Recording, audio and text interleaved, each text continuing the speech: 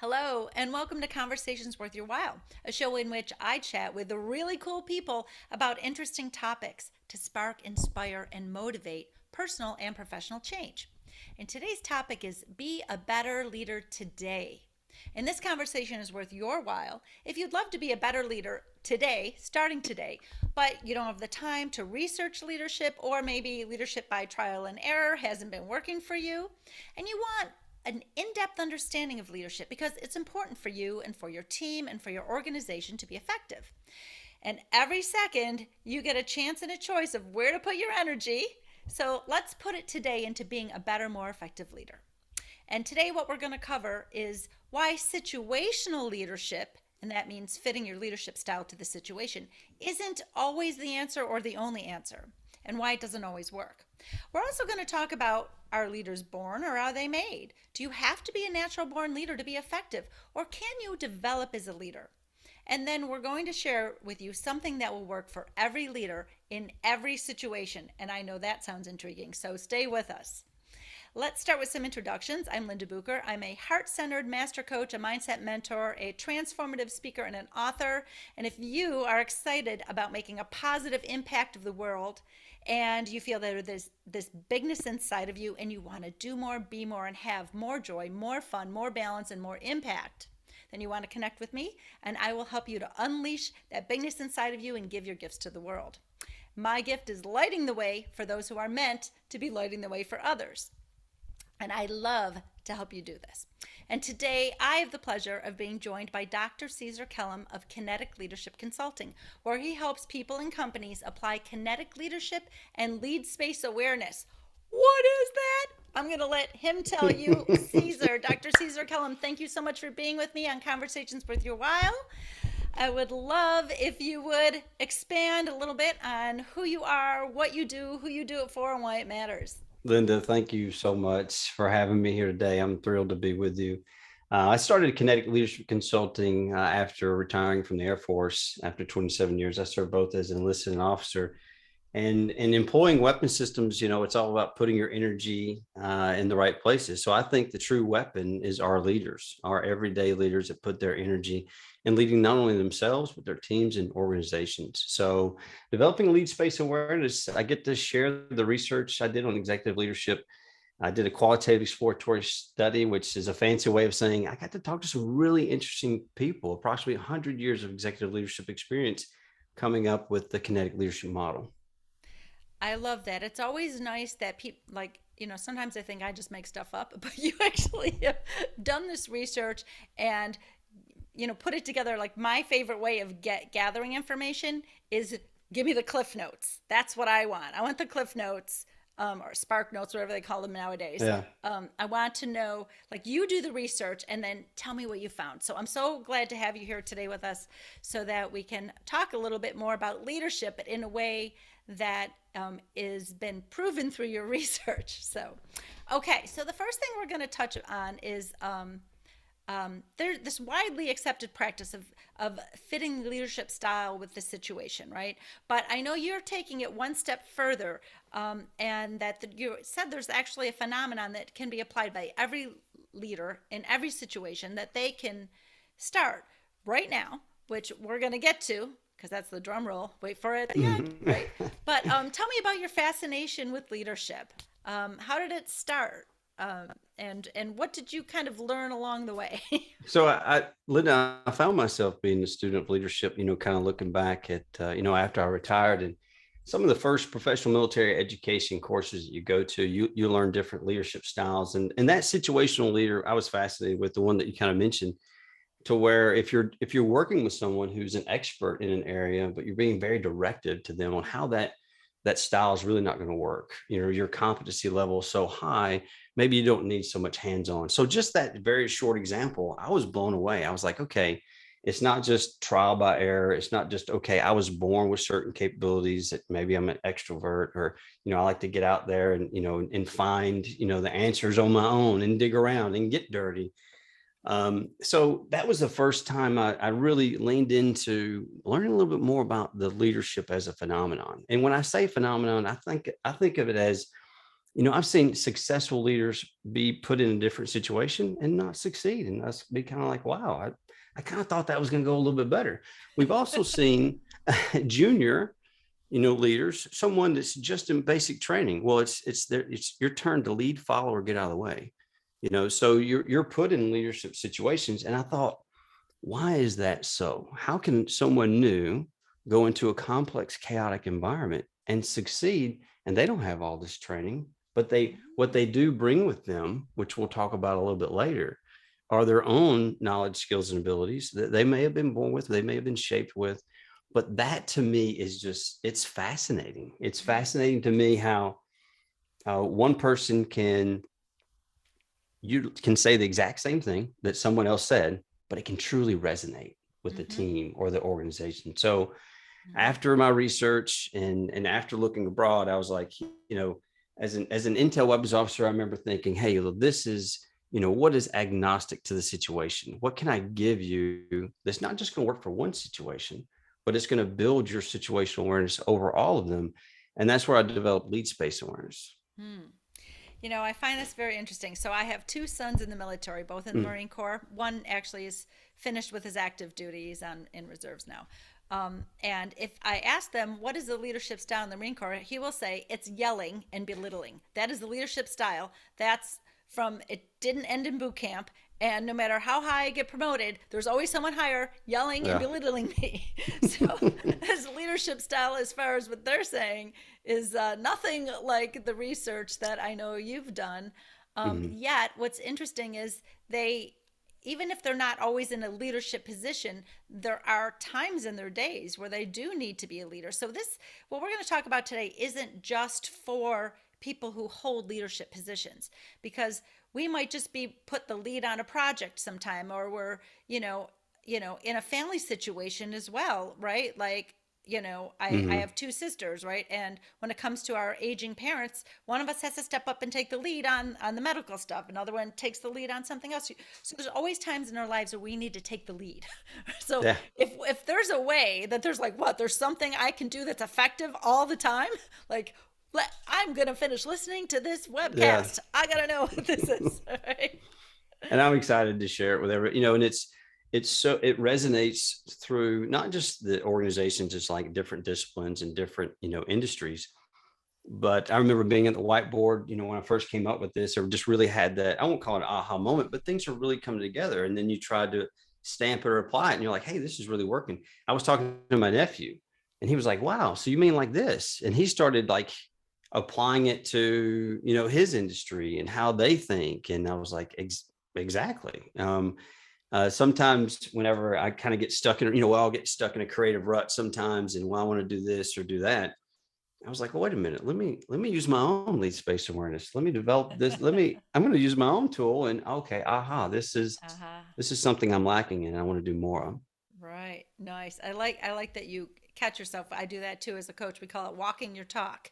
If you're like, "Oh Yeah. crap, I found something in my own way. I'm going to need to get out of my own way." And then we call it walking the talk. So, Yeah. all right, good. Beautiful. So, okay, so let's move on to like leaders. Are leaders born, or are they made? Do we have to be a natural leader? I know natural leaders. I admire them. Um, and one of my favorite, I'm probably going to get it wrong, but it's a quote.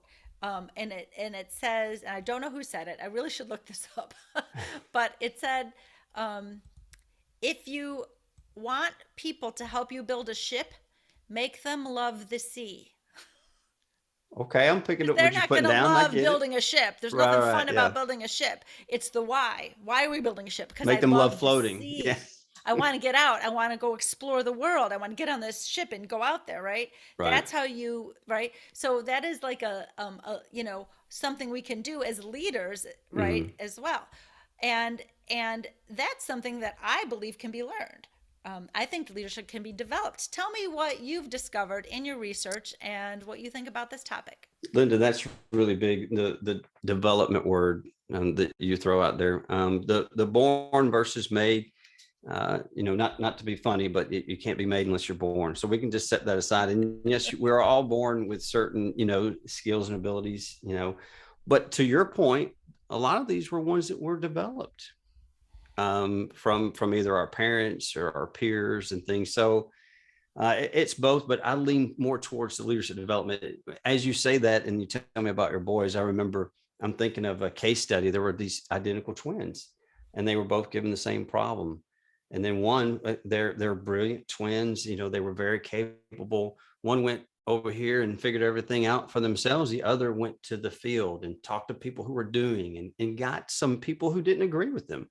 So I would ask you, who do you think had the better product? But you kind of see where I'm going with there. Mm-hmm. So, in that sense, it reminds me of one of my participants during the study that in today's environment, you know, there's no problem that there's not a co-production of solutions. You know, just you and I speaking today, we come from very different walks of life. When I say leadership, we think, you know, born or made. We think different things, but we could come together and see where we're in violent agreement, where we need more of, and what we need less of. So, leadership development to me is the key for every person, every organization, every team. If we're not consistent, you know, we all agree that if you're not consistently learning, then we're not getting better. Then we're slowly, you know, retrograde, if you will. So my question to those who are maybe watching this video and going, I'm on top. I'm the executive. I am executive leadership. You know, that person, and whether they're a CFO, CLO, CI. So my question to them would be like, well, when you got to the top, how did you start developing your people? How did you teach the knowledge, skills, and abilities, whether your own capabilities or where your perspective of how to approach, you know, the organization? How did you do that? Are you building more executives? Are you building more effective leaders? So Mm-hmm. I could go on and on. I love that I think developing your leaders is the greatest return on investment that anybody can do for themselves, their team, or their organization. So when you open with that, you got me fired up, Linda. When you open with the situational leadership thing, what we're preparing for with kinetic leadership model and building your lead space awareness is we're preparing you for when that unknown thing happens, when that bolt from the blue, when that black swan happens, and you're like, hey, we were never prepared for this, or we've never seen this before. So you can go back into your lessons learned and, you know, a lot of the after actions. You know, throw in the term that you're in. Every organization has that. Hey, if you don't fill out the black and white paperwork, you know, it didn't happen. So that we can build on those learning points. That is the absolute biggest takeaway. Mm. So I love a couple of things that you brought up. First of all, I love that you brought up that leaders don't act alone. Leadership isn't a singular role at all. Um, you know, in order to be an effective leader, there these relationships and bringing in, you know, a collective and that the collective expertise and all the different styles that the people bring to the table. When you consider all of that, that's an important piece of being an effective leader. And then the second thing that you brought up, which is also very beautiful, is just because you've risen to the top doesn't mean you're done. So that all these things that you learned that have made you a more effective leader, then to pass those on, because that's for the good of not just the good of the person or the team or the organization, but Mm-hmm. you know, in everywhere. Because no, I always say, you know, who we are, is this as individuals, is we bring that everywhere we go. So if we're an effective leader in our jobs, we're also a better effective leader at home. When it's our turn to take the lead, doesn't mean we're the boss. You Mm-hmm. know, like, I Yeah. mean, well, I might be the boss of my house, but Yeah. you know, but Yeah. not true. Anyway, but it's really, we can bring these skills into everywhere, all these different aspects of our lives. We like to think we can compartmentalize, but we really do not. We're not that good. Everything Yeah. is more of a horizontal layer, right? And Well, so, um, you know, when we're helping to develop other leaders by what we've learned, and that could be leading as a mother, right? That could be, you know, mm-hmm. leading as a scout leader. That can be leading amongst your siblings when it's time to take the reins on something, right? So Yeah. our leadership, really, we step into these roles in and out of life, and when we're successful in one area, we can emulate that to be successful in other areas. And I love that legacy of developing other leaders, even leaders in our children, when they see how we're doing it well, right? Which takes us, of course, we've got to be introspective. We've got to know, Mhm. what am I doing well? What am I not doing well? So, And yeah. I love that point, Linda, in that I guess, and this is the co-production of the conversation, because I really hadn't thought about the perspective of, we've talked about it a lot, that, your professional life and your personal life can't be different, so the things of which I value and ethical codes and things, and the energy, the time and energy of which, that's where I came up with kinetic leadership model, where we put our time and energy. We have a chance and a choice every second, where we put our time and energy to figure these things out for ourselves, our family, the functionality of our teams. And that's the test that I continue to go back to, this how to, like I said earlier, this agnostic way of thinking about leadership and developing your lead space, your situational awareness. And I know you're grinning and we want to get to it, I know, because I guess what I didn't include is that, being enlisted in the Air Force, being an officer in the Air Force, regardless on all that, the entire way, I was like that kid that, well, that why? Well, I'm the kid that says, well, show me how. Okay, we did this, you did this, or you were effective at leadership. How? And that's what I went into the study, is that if I end this study and I can't say, Linda, I found an how. And you don't go in looking for that. It's truly a privilege and blessing to even come out of a grounded, research study with a grounded theory and something that people can use. I love to give back, a life of service. And if I feel like I'm not contributing, gainfully employed and making a difference, that's been my motto while serving. And that's my motto now, that I wish I would have learned these things day one. Like, why wasn't there, like when you were talking about, the yelling and everything. Well, I get the yelling, but couldn't there be a couple more bumper stickers up here to tell us? Yeah, exactly. Yeah, yeah, that would be Oh, beautiful. Well, we're going to share next um, something, one thing that will work for every leader in every situation. And I know what you call that is developing their lead space. If each person develops your own individual lead space, you will be able to solve challenges in every situation, no matter who you are and what your style is. And that's the beauty, is it's the word individual. So let's just talk a little bit, if you can maybe expand on what you mean by lead space. so Linda, lead space, it's kind of a play on words, of building your situational awareness. When I was enlisted weapons director, and just as we just came back off vacation, anybody's ever taken a flight, your airplane goes to an airspace that has a linear and lateral definitions of altitude and time and space. And that's where the pilot's going to go to do their work. When I was an intel weapons officer, we developed battle space. I'm going to tell you, as the decision maker, where the bad guy is, what he's doing, how we know it. I'm going to develop your battle space.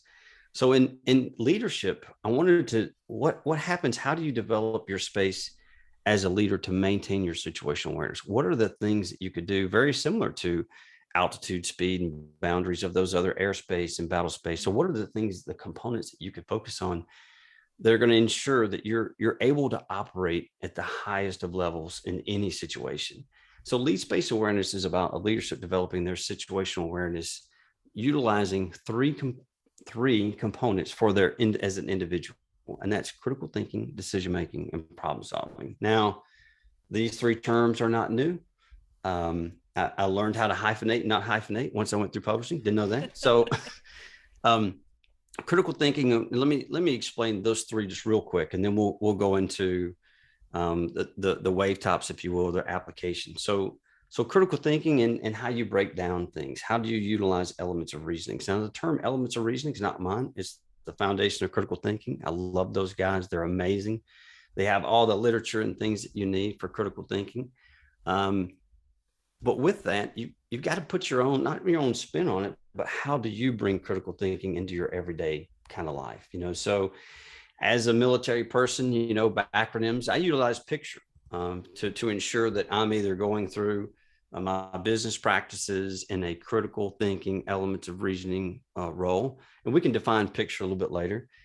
Decision making, that component works well with critical thinking, and knowing, what domain are you in? Dr. Snowden's Kinetic model. Are you in the simple domain, or is this something completely different? We can't just analyze and go forward. And then the most important to me is problem solving and understanding debriefing techniques. How do we, if something that you and I planned on doing, Linda, goes horribly wrong, how do we create an authentic dialogue to where we all come in together, list out our contributing factors, and then we go, hey, this one is a debrief focal point that if we'd have fixed this one thing, I think we'd have been more successful today. So just wave tops, those three components are one of the disciplines that allows a leader to focus on their human capital, what they're doing as individuals to be critical thinkers, decision makers, and problem solvers. Okay, so if I were going to synopsize this, I would say Leadspace is a mental model that an individual determines what are my individual ways of critical thinking, what are the elements of reasoning that I use when I'm critically thinking, Mm-hmm. what is my way of making decisions, because everybody makes decisions differently, right? And how do I usually solve problems? When you know that for yourself and you know what works for yourself in each of those three areas, now that's your where is my airspace, right? Where is my Exactly. lead space? That's my latitude, my longitude, my where I am in time space right now in this Mm-hmm. moment, right? And so those are the places to visit and to know who you are as an individual and what works for you. And this is what makes this model work for everybody in every situation. It's because it's individualized. Mm-hmm. So we can all read books on critical thinking. We can all read books on decision making. We can all read books on problem solving, right? But Mm-hmm. we know intuitively what works best for us. So I know I do not make good decisions under pressure. I know my decision making has an element of feel to it. I Mm-hmm. need I need to feel into things because my intuition is pretty spot on. I always like to say your gut instincts are right whether you follow them or not. They're always right. If you look back in time, you'll be like, it's true, right? So part of my decision making is checking in with my gut. That's the way I do it. That's not how everybody does it. Mm-hmm. Um, problem solving. Some people make a list. I don't make a list. I'm more spatial for certain problems. I was a computer programmer in a former life, and so the if then else, like that's kind of like the There's a way. statement for it, right? There's Yeah, I'm output, right? Right. always, branching off and this, so it's just the way I do it, right? And so everyone's individual and we all see people. You can even see in your own children. This one solves a problem that way, that one solves a problem this way. What's our natural abilities? Mm-hmm. And that's really at the center of, you know, where I start with my clients as well when I'm helping people give their gifts to the world. And I love that you're giving your gifts to the world already. It's beautiful. Um, what are my gifts, and you know who am I now, because who you are Mm-hmm. now is not who you were 10 years ago, not Mm-hmm. even close. What you want now is not what you wanted 10 years ago, and maybe not what you're going to want 10 years from now. What's important to you, your values, things kind of develop and change, and we're kind of busy being who we think we're supposed to be, and so shedding that is hugely important. And those are a lot of those obstacles that can be in the way, so that you don't know, how am I a critical thinker, what kind of decision making does work for me, what kind of problem solving works. When you're Mm-hmm. too busy trying to be everything for everybody else, you won't find these answers. So in my business as a coach, we're shedding the obstacles that are getting in your way, to Mm-hmm. moving forward in a way that is effective and making a difference. And that's what leaders want. They want to be effective and they want to make a difference. So if you are a leader and you find that that's kind of all mucky, how do I do this? I don't know. I'm not sure what has, it's probably there's some crap in the way, and we need the crap removal service to get that out of the way, Yeah. so that you can discover, who am I and what really works for me. How do I critically think? How do I make decisions? How do I solve problems? Right. So that And would be a good way of maybe synopsizing what you're saying. oh, great job, A plus. If Thank you. this yeah, if this were a class, you did very well in that critical analysis dialogue. All right. Very good. And it makes me think of, to your point, and that's why I love these conversations. It's not about one person. Leadership's a team sport, so we're talking about the human capital in developing your knowledge, skills, and abilities for critical thinking, decision making, problem solving. But there's another component to this to where we reach out, and it's more about the social capital. So Mm-hmm. how do we connect with those relationships? How do we build those roles and drive those responsibilities? And this is how the Kinetic leadership model works together. And it's while it's no just one thing, these things in concert, in both what the individual leader can do to sharpen their saw, if you will. Seventh habit, I believe. And and the same thing goes for learning these as a continuum. We've all learned the 7 habits of highly effective people, and Mm-hmm. how to make them a continuum of maturity, right? That you learn one very well, and then you learn how it works well with the others.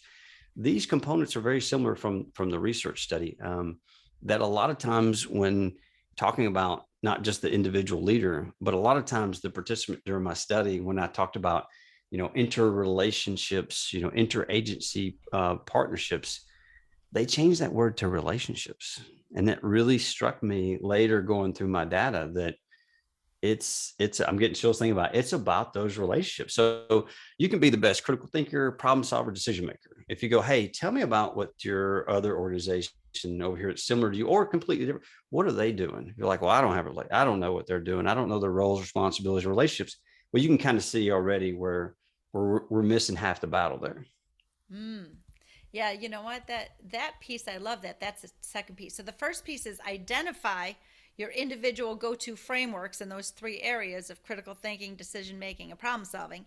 And the second part is about applying by connecting those relationships and building those roles and driving responsibilities. And that second part reminds me a lot of, I don't know if you've ever read the book, I think it's called The Maestro. It's a business book. Mm, It's fantastic. It's one of my favorite all time leadership books I've ever read. okay. And it's really about a leader who sits with the maestro and makes him sit in different parts of the orchestra different days, and then they debrief about how do you get your organization to work like an orchestra. I mean, we're all playing the same song. You can't be competing for, but you have to like, adapt and listen, even, as a person playing an instrument, right? And the Mm-hmm. oboist recognizes they don't know how to play the violin, and how do you get them to appreciate the other, right? And what's the job of the maestro, right? So it's a beautiful leadership book, and I would encourage you to read that. That's beautiful.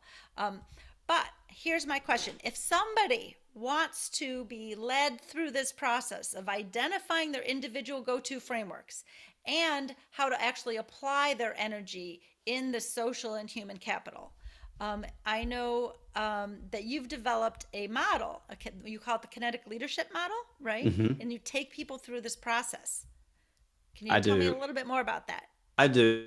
I do a 30 minutes free consultation. I call it the discovery module, if you will. And it's kind of the conversation that you and I had here now, to where a lot of times through discovery, though, you can see, well, Linda, maybe you've heard of critical thinking, but maybe we haven't gone through problem solving, in a way that can that you can grasp it and you can make it yours. So that because if you can't pick it up and really connect to the material, you're not going to use it in everyday life.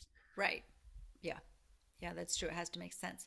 Well, that's a very beautiful thing to offer people. And I will put in the description how someone can go about talking with you for half an hour to actually have you, have them understand this model better and how they can use it to develop their own leadership. So thank you. That's very beautiful. So I appreciate that. I think it's about that. I want to offer that, Linda, because it's really the application to meeting people where they're at right now. I've got a lot of examples and stories, and you and I could probably talk all day, but I don't know that specific thing that's hanging up either that existing leader that's faced with a problem, they just can't crack it, or someone who knows that tomorrow they're walking into a new challenge. Hey, Linda, you're great at this. I'm going to put you over here because I know the knowledge, skills, and abilities that you've got. And if you're looking for help, phone call away. Mm-hmm. Yeah, yeah, yeah. It's beautiful. I love that you brought up this. Leadership is a team sport. That's probably a number one takeaway for people to think about. I don't have to do it alone. I won't be most effective doing it alone. So I think it's beautiful. Yeah. And even watching things like this, it's a good way to learn and develop. I love that it's developable for people. And once again, we all have to step into leadership roles here and there in our lives. Um, so I truly hope that what we've given today has been of benefit to the audience. I'd like to thank you, Dr. Caesar Kellum, for being on Conversations Worth Your While. And once again, I'm Linda Bucher, helping you to lighten your load, unleash that bigness inside of you, make an impact, and live a balanced, rewarding life. So, thank you also, our audience, for sharing your time with us today. So, please subscribe and remember to check the description where you'll find the contact info for both me and Dr. Kellum and free tools and resources that we are gifting you.